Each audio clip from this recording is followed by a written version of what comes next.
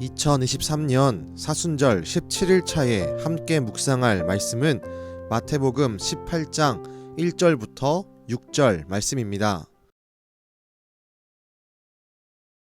제18장. 그때 제자들이 예수께 나와 이르되 천국에서는 누가 크니이까?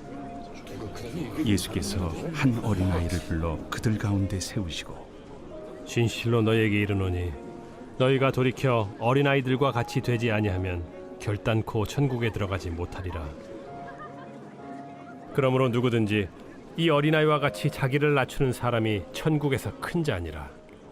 또 누구든지 내 이름으로 이런 어린아이 하나를 영접하면 곧 나를 영접함이니 누구든지 나를 믿는 이 작은 자 중 하나를 실족하게 하면 차라리 연자 맷돌이 그 목에 달려서 깊은 바다에 빠뜨려지는 것이 나으니라. 예수님의 제자들이 서로 논쟁을 하며 예수님께 나아왔습니다. 예수님, 천국에서는 누가 큰 자입니까?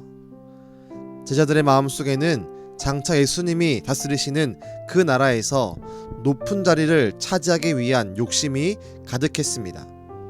이들은 자신들 중에 누가 누구를 다스리는 자리에 올라설 것인가에 대해서만 관심이 많았습니다.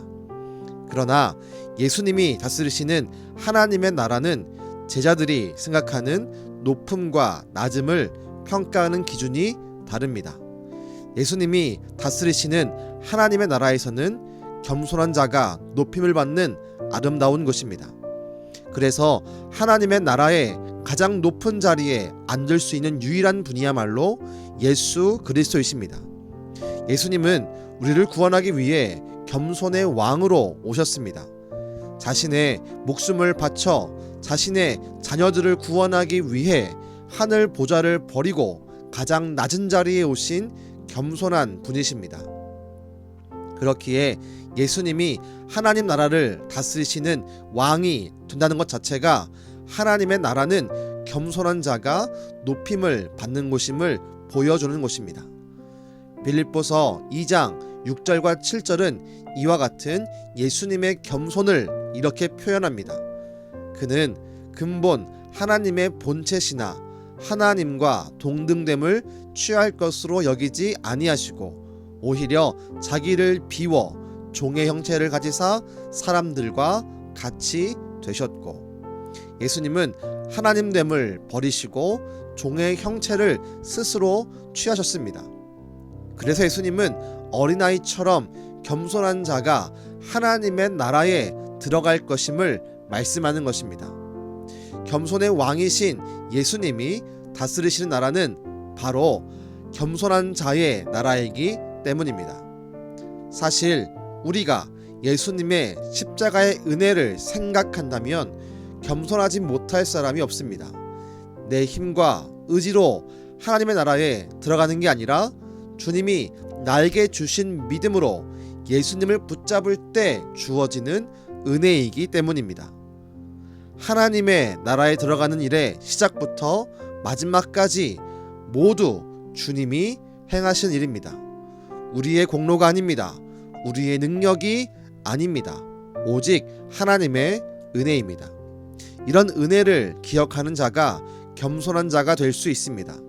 이런 은혜를 기억하는 자가 어린아이처럼 겸손한 자가 되어 하나님의 나라에 들어가며 예수님의 인정을 받는 큰 자가 되는 것입니다. 사순절의 시간, 우리는 이 땅에 오신 예수님의 겸손함을 배우고 실천하는 시간이 되어야 합니다.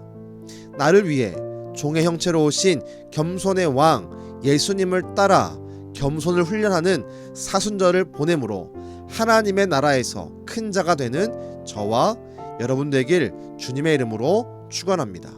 기도하겠습니다. 하나님, 말씀을 통해 겸손의 왕으로 오신 예수님을 다시 한번 묵상합니다.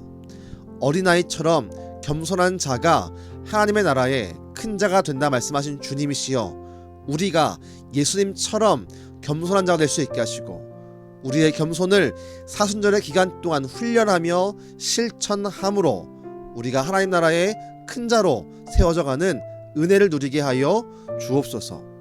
오늘도 겸손한 우리를 기뻐하시는 예수님의 이름으로 기도드렸습니다. 아멘.